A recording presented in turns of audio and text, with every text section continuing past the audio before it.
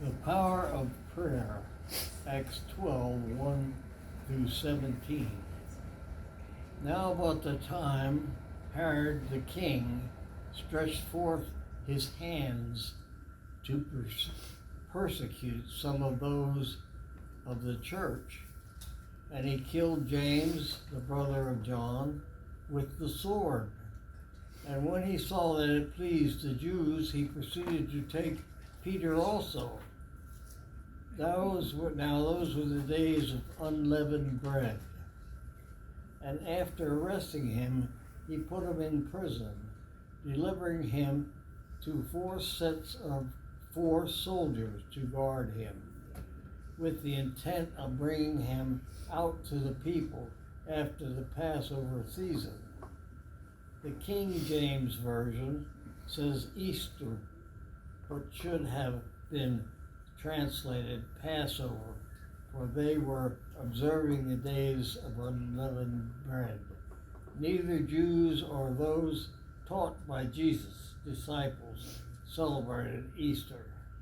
As a result, Peter was securely held in the prison, but fervent prayer was made to God by the church for him.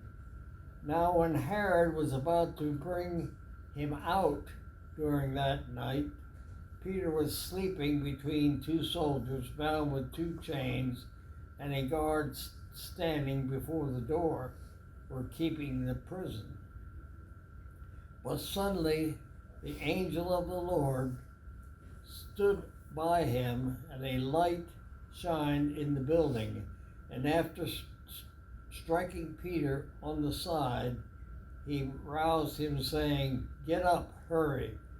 And the chains fell off of his hands.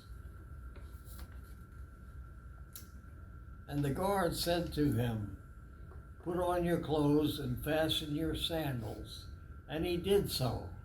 And he said to him, "Wrap your cloak around you and follow me."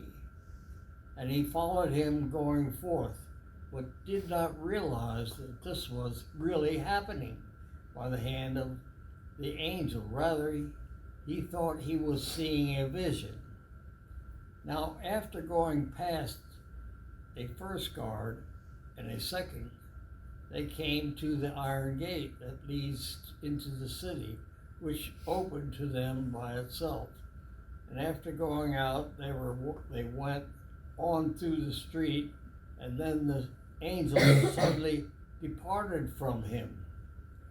And when Peter came to himself, he said, "Now I truly understand that the Lord sent his angel and has delivered me from the hand of Herod and from all the expectation of the people of the Jews."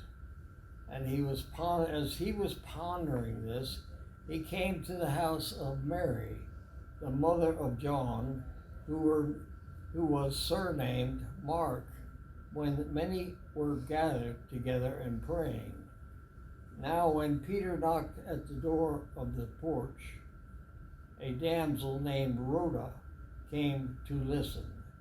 And when she recognized Peter's voice, she was so excited that she did not open the door to the porch, but ran in and reported that Peter was standing in front of the porch.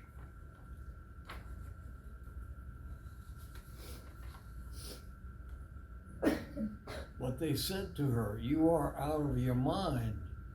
Yet she strongly affirmed that it was so.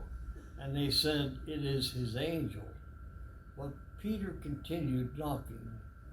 And when they opened the door, they saw him, and they were amazed. The King James Version says they were astonished. Then, mentioning to them with his hands to be silent, he related to them how the Lord had brought him out of the prison. And he said, report these things to James and the brethren." Then he departed and went to another place. Oh, how human we are.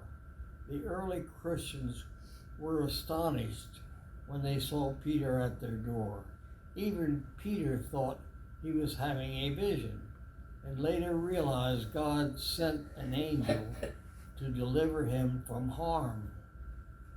This same Peter was an eyewitness to Jesus' life, death, and resurrection. Now, never underestimate the power of prayer, for God answers our prayers in His time and in His way.